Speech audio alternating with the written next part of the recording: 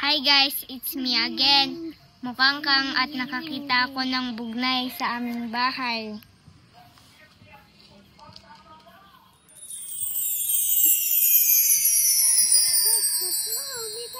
Kuha tayo para tikman. Tara!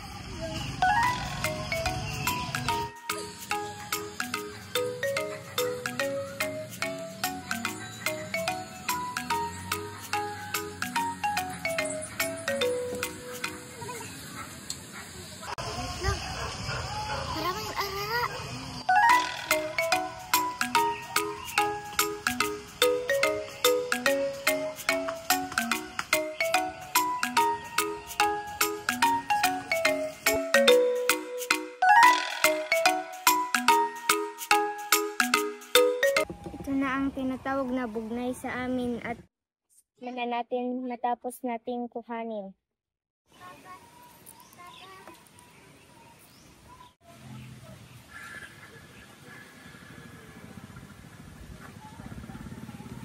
Ito pala ang pagkain ng bugnay. Sisipsipin nyo pero hindi nyo kakainin yung buto at saka balat.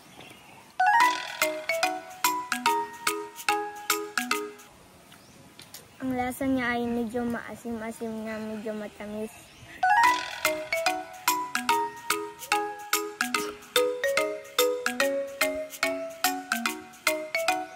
Next time ulit guys. Bye!